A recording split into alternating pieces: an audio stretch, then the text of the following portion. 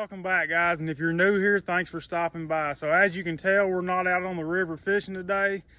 What I'm doing today is I'm actually tying up some rigs for an upcoming fishing trip, and I figured it'd be a good time to show you guys the type of rigs that I use. Although there's a ton of videos on YouTube already explaining catfish specific rigs, I still get a ton of questions in every video about the type of rigs that I use. So that's what we're going to talk about today. I'm going to show you the type of rig I use in every different situation. And I keep it pretty simple, so I think a lot of you guys will find this useful. So all you're going to need is your leader line of choice. I like to use 60-pound monofilament for my leader. You're going to need a 3-way swivel. I prefer to use this type of swivel.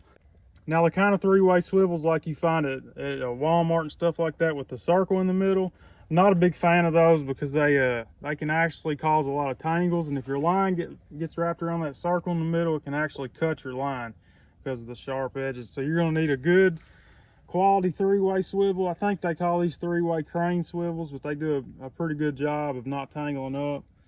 And then you're going to need one of these duo snaps, I believe is what they're called. You can find these on Amazon. You can get them at about any online tackle store.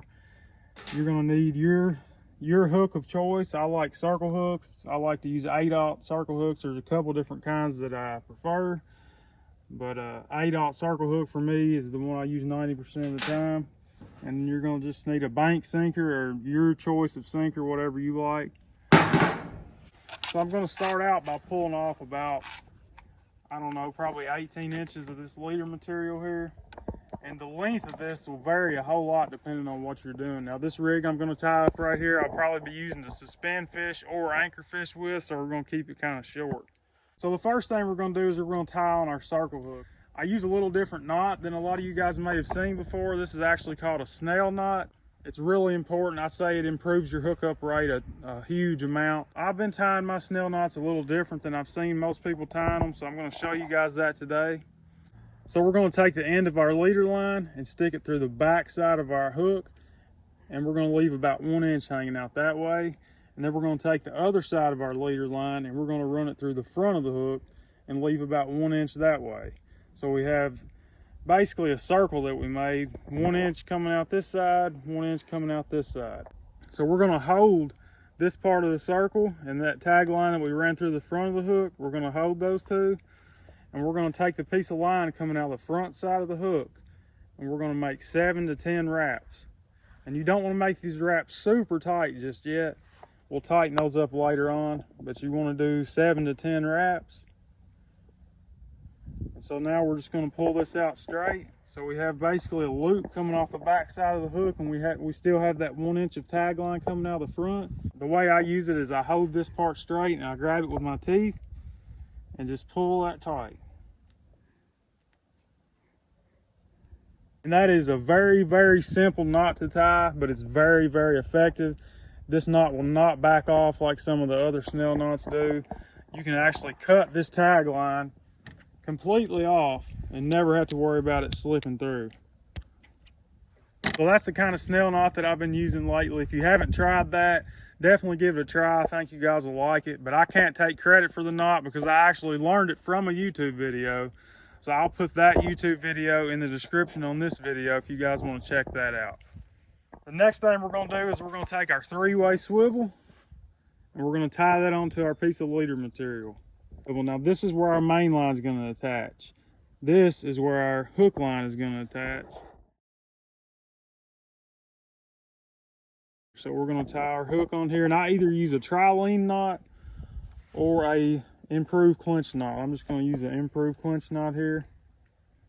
I'm not going to get too much into the knots because there's a ton of YouTube videos already explaining the knots. The next thing we're going to do is we're going to take this snap right here. We're going to open up the big side of it. So you actually don't have to open the small side of this clip, just the big side. This small side's a pain to open, and you can actually just take your swivel and just clip it right on there. And that's all there is to it. And then we're going to attach our weight to this clip. So that's what we've got so far. We've got a 3-way swivel with our weight and our snelled circle hook down there. And then we're going to tie it onto our main line here. This is a 40-pound Andy Monster monofilament. I prefer to use monofilament for most types of fishing I do, but there are certain times when I use braid. Once again, I either use the tri-lean knot or the improved clinch knot when I'm using monofilament. Now, if I'm using braid, I use a polymer knot 100% of the time. And that's ready to go. That's all there is to it. So we've got a 3-way swivel with our sinker locked down to that swivel. We've got about 18 to 20 inches of leader material there to a snelled circle hook. So this is going to be the rig that I use when I'm suspend fishing or anchor fishing. This is all I do. So now that I've showed you guys how to tie this simple rig, I'm going to show you guys how I make a few changes to this rig and basically use this one rig for everything that I do. And just to keep from boring you guys to death, I've already got the other rigs pre-tied. But that's the basics of it right there. The rest of the rods is basically just adding stuff to that rig. So we've got our same circle hook snelled on with the same knot. We've got our same 3-way swivel up here, tied exactly the same way, but instead of having the clip right here on this side of it, I've got about an 18-inch dropper with my sinker on that dropper. This is definitely probably my #1 rig to use from an anchored boat. There are times when they do seem to bite better with the rig laying straight on the bottom, but I'm going to demonstrate for you guys what this rig does. I'm going to put the rod in the rod holder.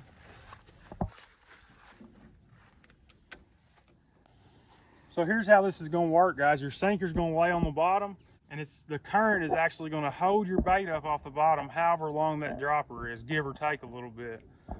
So if you want your bait to be 3 foot off the bottom, you run a 3-foot dropper. If you want it to be 6 inches off the bottom, you run a 6-inch dropper, you know. So that's a deadly rig and current right there. I use it all the time. I've caught some huge fish on it, and that's definitely a rig that you want to have in your arsenal. Okay, so this next rig is going to be known as the Santee Cooper rig or the dragging rig, but it's still basically the exact same rig that I showed you guys how to tie. We just got a dragging sinker on here instead of a bank sinker, and we've added a float down here and an extra swivel. And I think that's one thing I forgot to mention on that last rig is I had an extra swivel right here. Basically, I do that just to cut down on line twists when I'm fishing a lot of current.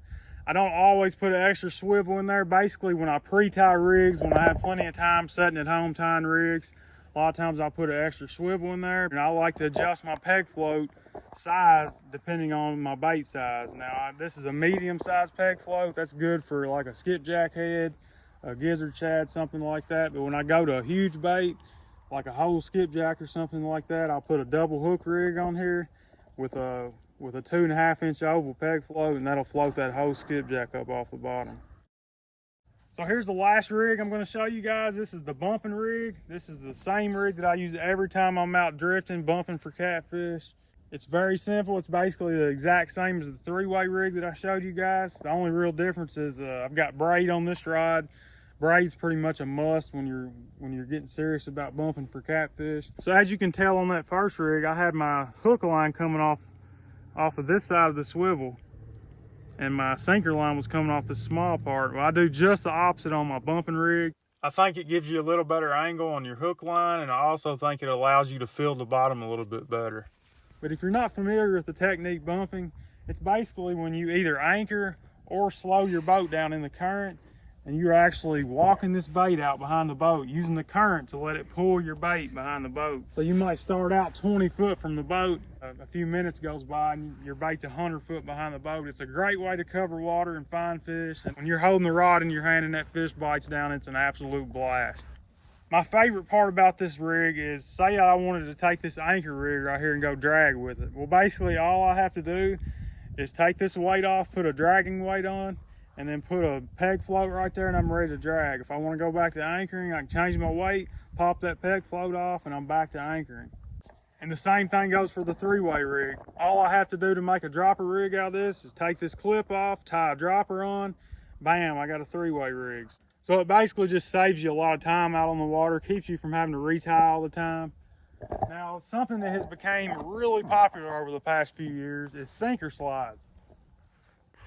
So if you're not familiar with a sinker slide, it basically slides up and down your line, and it's got a clip on it just like I put on my swivel to attach your weight to. So this is basically a Carolina rig. A lot of people worry that if you're using a weight that's locked down on a three-way swivel like I showed you guys, that the fish might feel it. But the way I fish, they're gonna feel it no matter what you do, because we got a slip sinker on here. But I'm gonna show you guys what I'm talking about right here. So we're gonna throw that out, and I'm gonna set this in the rod holder. So although this is a slip sinker, when I'm running a tight line like this, pretending I'm a fish right now, when it grabs that, it's gonna pick that weight up off the bottom. No matter what you do, any way you grab it, it's gonna drag it. Now if we take it back here and say we're running a clicker with a free line, you can see he can pull that all day long. He's never gonna feel that weight. So if you're fishing from the bank, or if you're anchoring up in slack water, a sinker slide might be a great thing to use.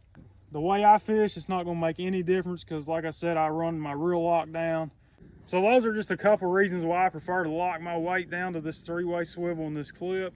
Another reason would be when you make a really long cast and your bait weighs more than your sinker, your bait will actually outrun your weight. I've seen the bait pass the sinker up by 20 foot because your sinker will actually slip up the line on your cast. So then you kind of have to reel back in and catch back up to your sinker. So that's basically all I've got for you guys today, and I hope you guys learned something. One thing I want to mention, if you've been doing this for years and you have a rig that you're dead set on, I'm not saying your rig's not the best if it's different than mine. I'm just saying this is what I like, and I thought it might help some of you guys out. But I want to thank you guys for watching. If you're new here, check out some of our other videos. God bless you all, and we'll see you in the next one.